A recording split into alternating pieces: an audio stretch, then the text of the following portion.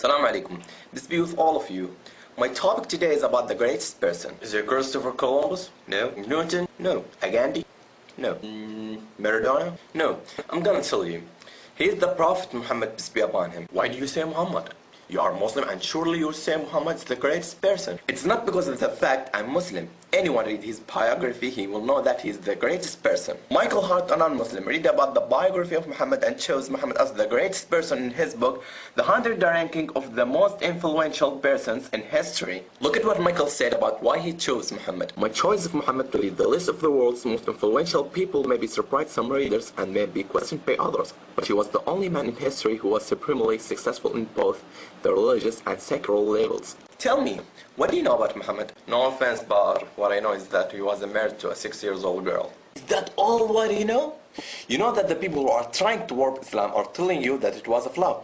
Let me clear that up for you. Was it blemished that Muhammad had married Aisha who was 6 years old? The Prophet Muhammad married her when she was 6 years old, and he consummated his marriage when she was 9 years old. I will respond to you from a Christian perspective. Joseph, Virgin Mary's husband, was 90 years old, and Virgin Mary was 12 years old. From the scientific perspective, most girls start their sexual maturity from 8 to 9 years old. Girls who live in hot countries sexual maturity faster than the girls who live in the other places. From the Islamic perspective, Aisha was engaged to someone else before she was engaged to the Prophet Muhammad.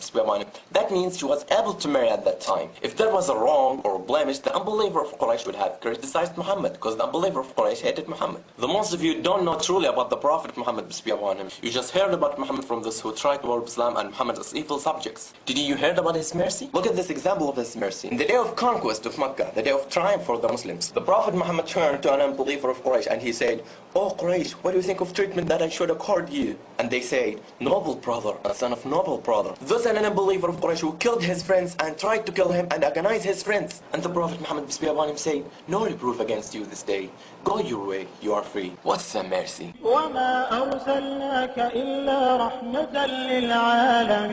Do you know that the biblical prophecy about the Prophet Muhammad peace be upon him? I don't think so. Why not? We believe that the Gospel and Torah were the words of God, but they have been distorted.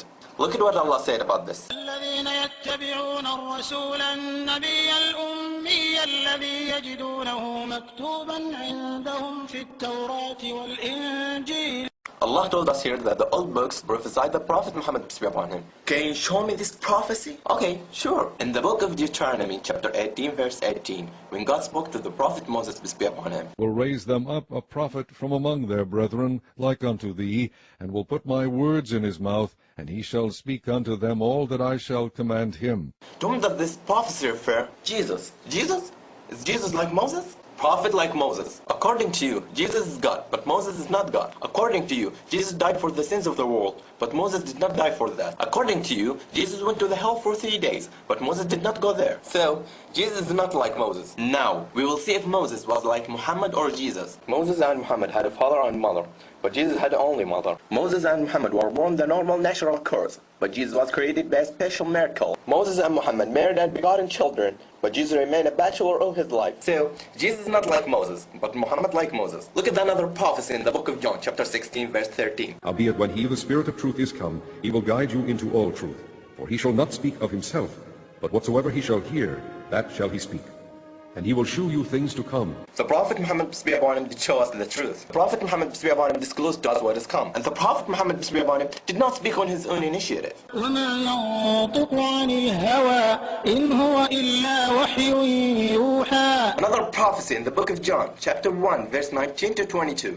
The Jews were asking about the Christ, and Elijah, and the Prophet. And this is the record of John, when the Jews sent priests and Levites from Jerusalem to ask him, "Who art thou?" And he confessed and denied not, but confessed, "I am not the Christ." And they asked him, "What then?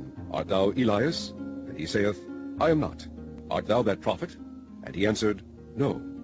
Then said they unto him, "Who art thou?" They were waiting for the Christ to come. We know that the Christ is Jesus. And they were waiting for Elijah to come. And we know Elijah. And they were waiting for the Prophet to come. But who's that Prophet? The Prophet is Muhammad peace be upon him. That's what the Bible said about Muhammad. I bear witness that there is no God but Allah. And I bear witness that Muhammad is messenger of Allah. And I bear witness that Jesus is messenger of Allah. I hope you read more about the Prophet Muhammad peace be upon him. If you want to know more about the Prophet Muhammad peace be upon him, you can check this website, www.rasulullah.net. Peace be with all of you.